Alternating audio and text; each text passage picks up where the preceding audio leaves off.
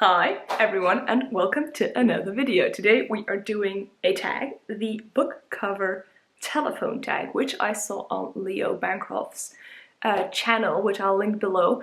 And luckily Leo tagged everybody, so that meant that I could do it, which was good because I'd already planned on doing it, so now I have sort of a reason. The original creator is reading Riley, which I will also link down below. Now the tag is a pretty straightforward and fun idea. You pick one initial book, then you look at the cover, you find a second book whose cover will mirror that, will have a thing that will correspond, or they're both linked, basically. And then you find a third book, and a fourth, and and so on and so forth until you find a 10th book that will probably not have anything to do with the first one anymore, but will be linked to the...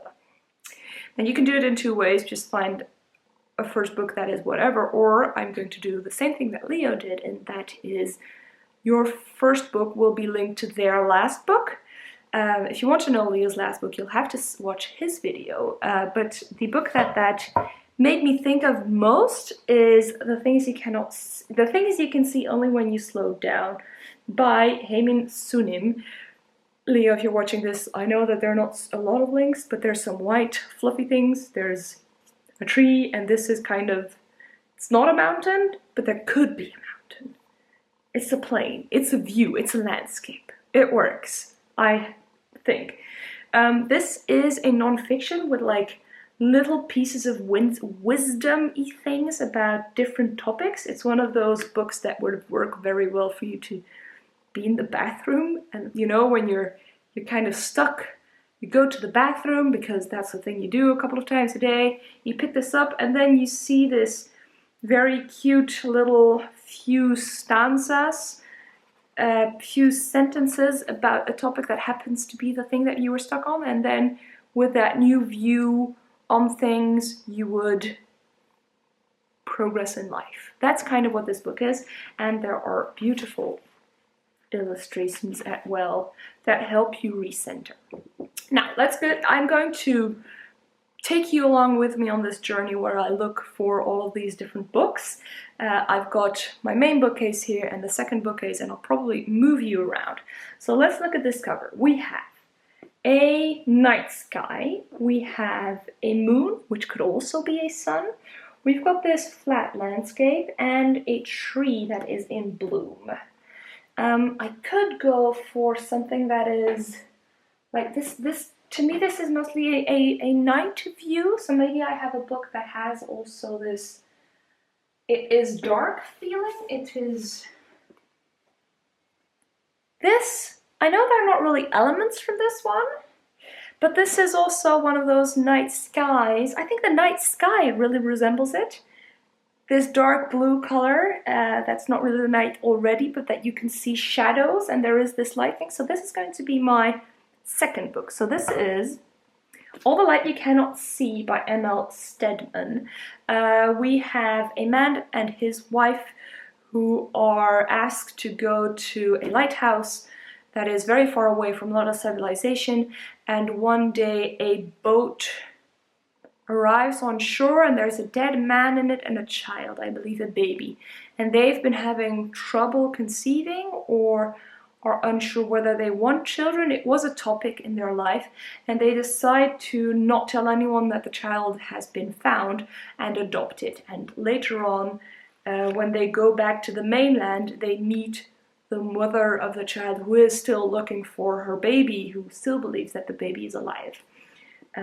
Yes, that's basically the story. I thought the concept was interesting, but there was a lack of depth in the emotions, and the movie was horrible. So let's see, we have a lighthouse. We have a night sky, but I can't do that because that's how I came here. Do I have another book with a lighthouse? I could try that.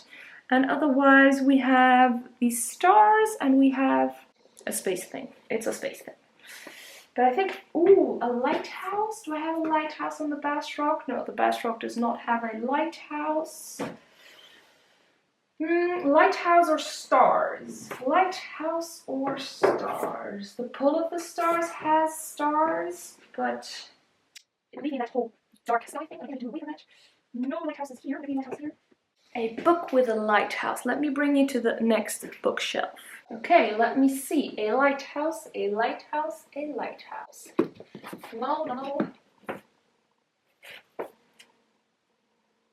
There's a figure in the middle and stars, but it wouldn't be a lot better than the pull of the stars.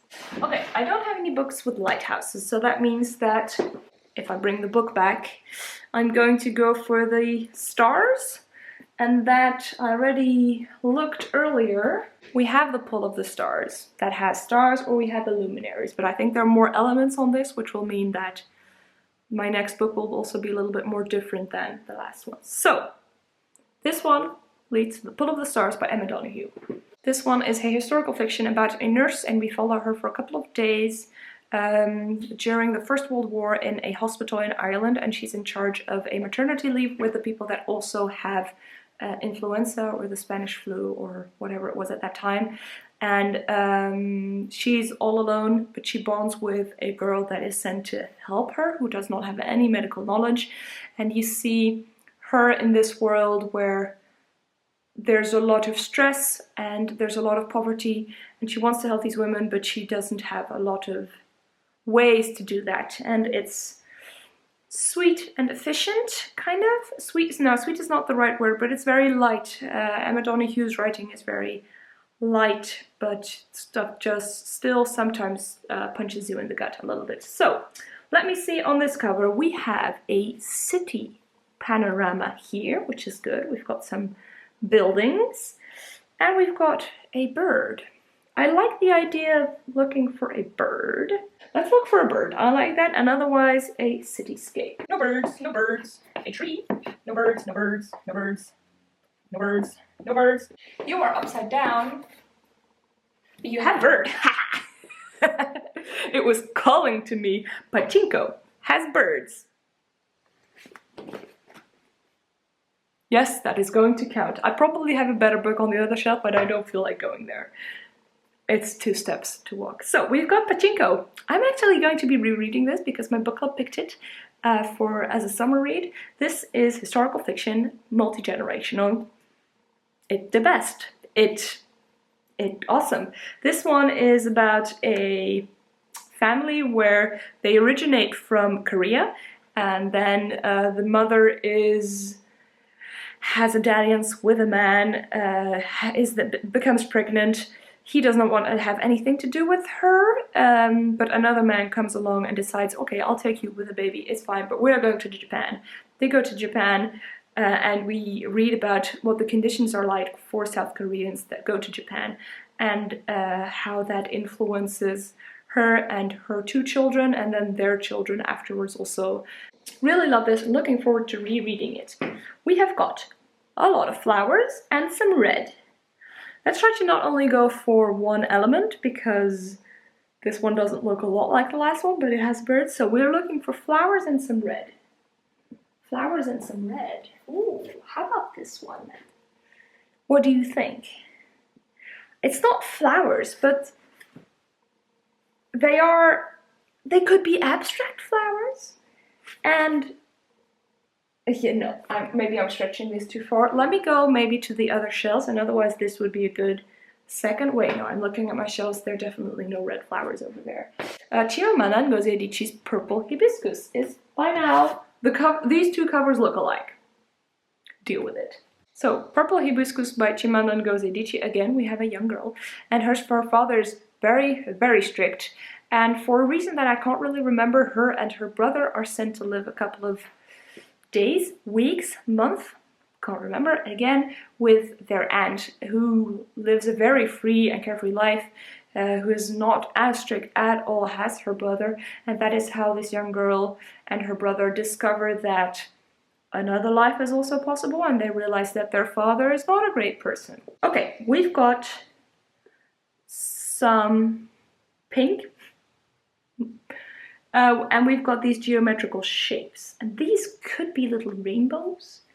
Geometrical shapes. Now I know obviously that my other Chimamanda Ngozi Adichie book also has these geometrical shapes, but we're gonna look for another one. Ah, I have an idea. Geometrical shapes. Nope, this is... I have another... Wait, let's look for another one. See, I thought this one was going to work because this side is pink, but then this has no pink, so this is not going to work. This is also pink, and it's kind of... I mean, it's not geometrical shapes, but it's... No, I don't like it.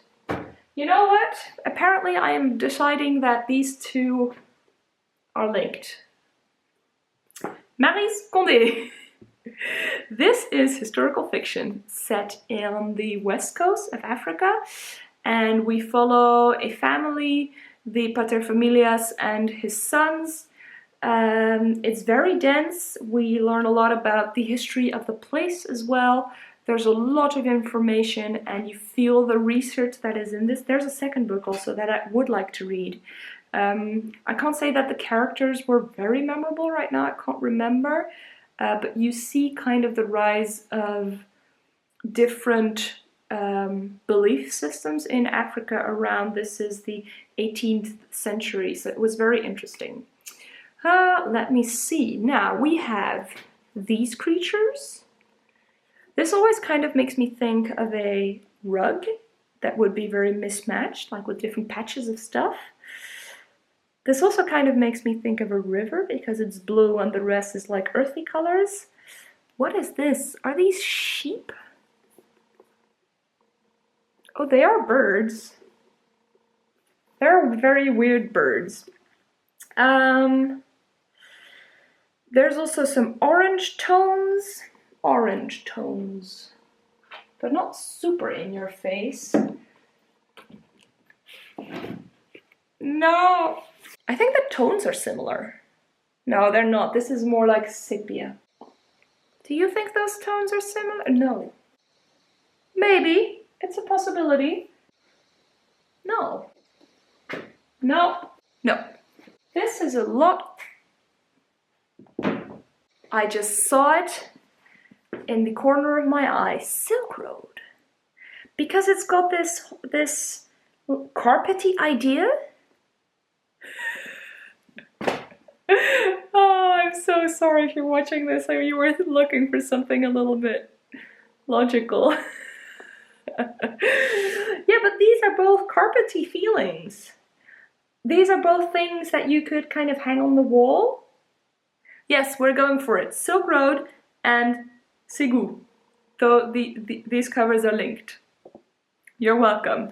This one I haven't read yet, but it's the history of the world seen through the point of view of the Silk Road and how that Silk Road and the traveling that went with it and the exchange of cultures and money that went with it, how all of that is linked.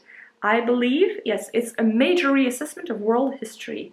Really looking forward to dwelling in this. It's one of those longer non-fiction about history, which I like to take my time with. It's got maps in the books. It's going to be great. So we are now looking for very little elements, but we've got some purple and some gold lettering. Maybe I should stick to something like that. Purple and gold lettering. Purple and gold lettering? No, this is gold and purple lettering. How do you like that? Yes, I'm happy with this. This is a Dutch book. It's the story of the Iliad and that of Odysseus. They're two stories written by Imme Dros, and this is one of the first books that made me fall in love with Greek mythology. The Iliad is told from the point of view of Ares, the god of war, which was very interesting, and he talks a little bit more, because he's a god, he also talks about all the intricacies of the gods during the Iliad, so I really like that. The Odyssey part was less interesting, but the Iliad, I mean, I love this one. Yeah, this is really an old favorite. We've got a horse. Let's look for a horse. Wait, how many books am I at?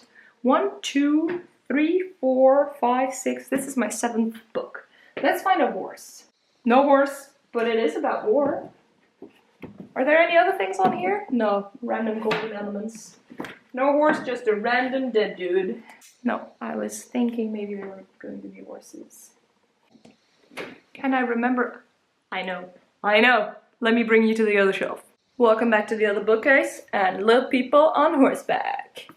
And we've got another Dutch book that also used to be a favorite of mine when I was at the similar age as that I read this one. So, double props. Yes, these look alike. Let's not comment on that. I'm putting you on the stack. You're my 8th book. You are De Brief voor de Koning by Tonke Dracht. This is The Lush of the King, which has recently been made into a Netflix series which took some liberties, which I will not comment on. I do have an opinion, kind of. Well, I'm entirely sure about my opinion. This is a children's book, middle grade. It's about a young boy who is on the verge of becoming a knight, and on the evening that he is to face his last test, where he has to stay silent for a whole night, contemplating his life as a knight, someone knocks on the door, and he senses that that person needs help. So despite orders and despite knowing that that could be a trick, he goes to open the door, and that man gives him a task. Just bring this letter to a knight. That knight dies, but tells him, you need to bring the letter to the king. Hence the letter of the king, and that sets him on an adventure. Like this, even on a reread. We have got mountains, shiny, shiny. We have got a starry night. We've got some trees, and we've got some people on horseback, and these are soldiers. If I could find something that has soldiers and mountains, that would be great, but I think that would be a little bit too complicated, so I'm going to go for the mountains. And I'm also seeing how disheveled my shelves are starting to be, which I do not appreciate. Something in me wants to just put it all back right now, which is not going to work. Mountains, mountains. How about the book called The Mountains Sing? It both has mountains, but there aren't people traveling. Could I do something with that? Also, I realized that there's not a lot on this thing. No, I'm going to go with the mountains. This is my 9th book, so that means that my next book is going to be the last. Let me see. This is historical fiction set in Vietnam. It's told from the point of view of 2 people. We've got a grandmother and her granddaughter. The grandmother, as she has to flee her village with her children, and that whole voyage of her trying to find a way to make sure that her and her children are safe, and the very difficult choices that she has to make, and the granddaughter later who's waiting for her parents to come home from the, what's that trail called? The Ho Chi Minh Trail, and also trying to survive a little bit and make money. I heard that people who read this as a book, they didn't really like it, but the first time I listened to it, it was on audio. And it was also narrated by the author, and I liked the tempo that she brought with it. But I can imagine that by reading it would be a little bit more unhinged. Also interesting to note is that Nguyen Phan Que Mai, I don't think I said that she was the author. So she wrote this in English, which is her second language, which also leads to the book feeling like the writing isn't very, very great. But that is because this is her second language, and she just wanted to get the story out there, because a lot of the stories about Vietnam are told from the point of view of Americans that were there during the Vietnam War, and she wanted the story to be out there, and I love that idea. So I like this. Let's see. We have mountains, but that's the link with the previous book, so let's not do that. We've got some black. We've got birds, but I've already done something with birds. Is there anything else this cover makes me think of? I mean, the mountains are kind of graphic. If you turn it around, they're shelves. Shells, I mean. That would be very, very weird, right? Me to find something with shells now. I just hold both the books upside down. Seriously, might have shells? No, let's not do that. Okay, mountains. No, but I don't want it to be mountains. The birds, but I've already done something with the birds. We could go for this. No, let's just do a black book maybe. How about... Nah, you've got too many elements. Black book with some writing? No. Okay, I have an idea. I'm going to look for a book that has this 3-3 element, like this being repeated here and this being repeated here, that is going to be the book that I'm going to look for, with this element being repeated at least 3 times. Oh, upside down, upside down, upside down. What do you look like? Oh, and I've got books behind. Oh, I've got them. Ah! I know. What do you think? We've got this being repeated 3 times, this graphical thing, but these are also pretty graphical.